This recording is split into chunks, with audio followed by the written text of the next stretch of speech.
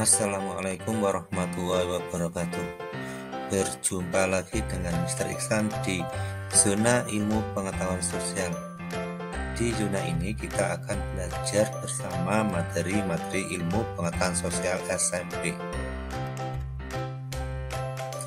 Hai, bagaimana kabar kalian? Semoga kalian sehat-sehat selalu dan tetap untuk semangat belajar.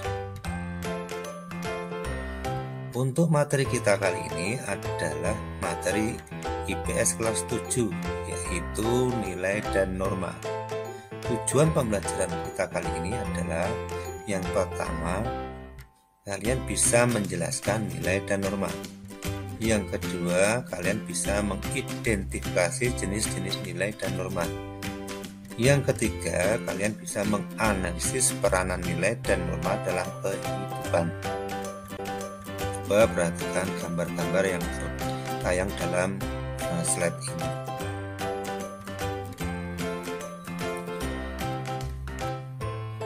Definisi nilai dan norma. Sebagai makhluk sosial, kita hidup berdampingan dengan orang lain, baik itu orang tua, adik, kakak, tetangga, sahabat, dan lain-lain. Dalam berhubungan dengan masyarakat, kita harus senantiasa menunjukkan nilai dan norma yang baik. Nilai-nilai tersebut yang nantinya akan menjadi pedoman untuk kita berperilaku dalam masyarakat, seperti saat bekerja sama, menjaga ketertiban, kebersihan, rasa kekeluargaan, dan solidaritas. Begitu pentingnya nilai dan norma dalam masyarakat, sehingga juga terdapat sanksi bagi pelanggarnya. Nilai dan norma yang diterima oleh masyarakat akan disosialisasikan secara turun-temurun, sehingga terciptalah keteraturan sosial. Sesuatu yang dianggap penting dan benar oleh kelompok masyarakat inilah yang kita kenal sebagai nilai. Dengan kata lain, nilai bisa kita sebut sebagai prinsip atau pedoman hidup. Nilai yang dianut setiap orang dapat berbeda karena nilai bersifat relatif atau tidak mutlak. Sesuatu yang kita anggap bernilai belum tentu dianggap sama dengan orang lain.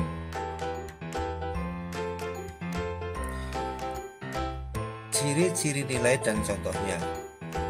Nilai sosial memiliki ciri-ciri yang diantaranya dapat saya sampaikan sebagai berikut. 1. Nilai tercipta secara sosial, bukan bawaan lahir. Artinya, seseorang terus-menerus mempelajari nilai seiring berjalannya waktu. Contoh, kamu menganggap pendidikan adalah nilai kesuksesan karena orang tuamu mengajarkan hal tersebut di dalam keluarga.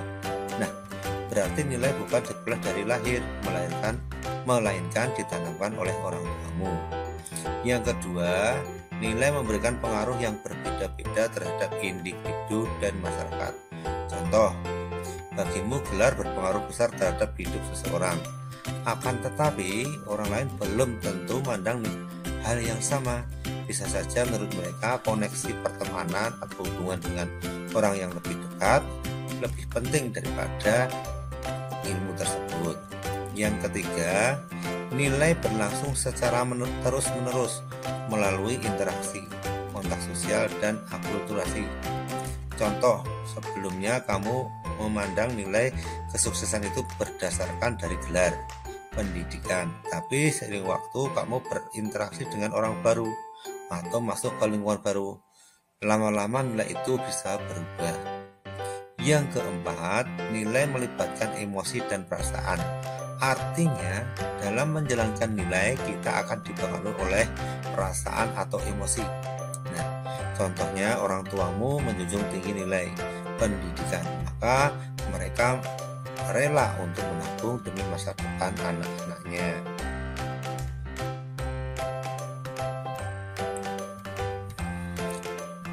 Sedangkan norma merupakan aturan atau cara yang ditetapkan oleh masyarakat agar sesuai dengan nilai yang dianut oleh masyarakat setempat. Sebagai contoh, norma berpakaian atau etika berpakaian akan sama dengan tata cara berpakaian. Seorang individu harus menyesuaikan dengan nilai yang dianut masyarakat dalam berpakaian. Norma diturunkan dari nilai-nilai sosial yang ada di masyarakat. Stoli menyatakan bahwa masyarakat akan membutuhkan norma untuk memelihara tatanan sosial yang stabil. Norma dapat berubah seiring berjalannya waktu. Misalnya, dahulu wanita yang memakai celana dianggap melanggar norma, tetapi saat ini merupakan hal yang biasa. B. Jenis-jenis nilai dan norma. Nah, di bagian ini kita akan mempelajari jenis-jenis nilai dan juga jenis-jenis norma.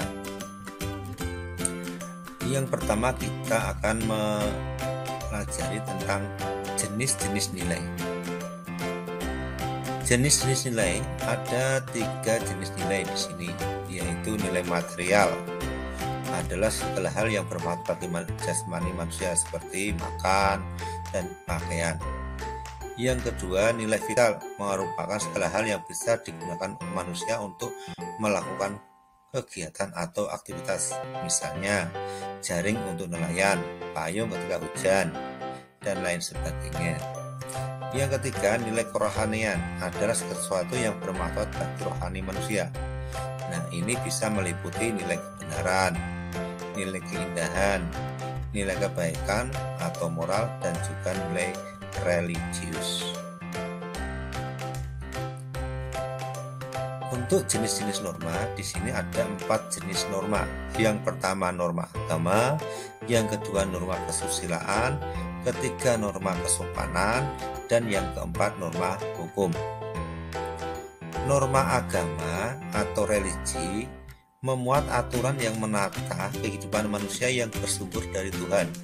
Norma agama terdiri dari sekumpulan perintah dan larangan manusia untuk berlaku, yang oleh pemeluknya diyakini kebenaran dan konsekuensinya.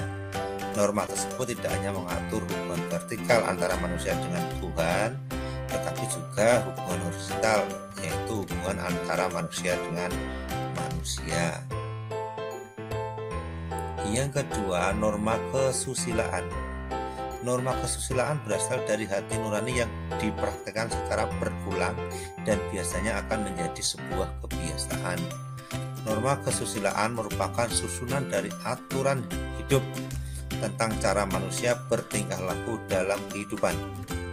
Pelanggaran terhadap norma kesusilaan seringkali dianggap pelanggaran terhadap ajaran agama. Contohnya, membentak atau melawan pada orang yang lebih tua. Nah, ini dianggap sebagai tindakan yang melanggar kesusilaan dalam berbagai agama. Pelanggaran terhadap norma kesusilaan ini artinya mengingkari hati nuraninya sendiri. Yang ketiga adalah norma kesopanan. Norma kesopanan berisi seperangkat aturan yang menjadi panduan atau tingkah laku seseorang agar sesuai dengan kaidah sopan santun untuk dapat diterima untuk hidup dalam lingkungan masyarakatnya. Nah, norma ini bersumber pada budaya dan adat istiadat masyarakat setempat. Perbuatan yang dianggap sopan oleh suatu kelompok belum tentu dianggap sopan oleh kelompok lainnya. Sebagai contoh, duduk di kursi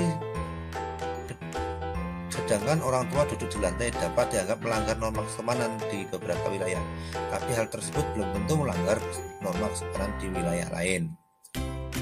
Contoh yang lain adalah ada orang yang ketika mengusap kepala dianggap lecehkan, tapi di tempat lain itu bisa berupa pujian. Norma kesopanan dapat berubah seiring dengan sifat masyarakat yang juga dinamis. Nah, dalam memahami perubahan tersebut, pelanggaran terhadap norma kesopanan akan memperoleh sanksi yang berupa sindiran, celaan, teguran, cemoohan, bahkan diasingkan dalam masyarakat. Yang keempat adalah norma hukum. Norma hukum tersusun atas aturan yang dibuat oleh lembaga-lembaga resmi seperti lembaga pemerintah suatu negara. Norma hukum ini bersifat memaksa, tegas, dan mengikat warga negara. Contoh dari norma hukum yaitu aturan tentang hukuman bagi yang melanggar aturan berlalu lintas. Yang ketiga yang akan kita pelajari adalah peranan nilai dan norma.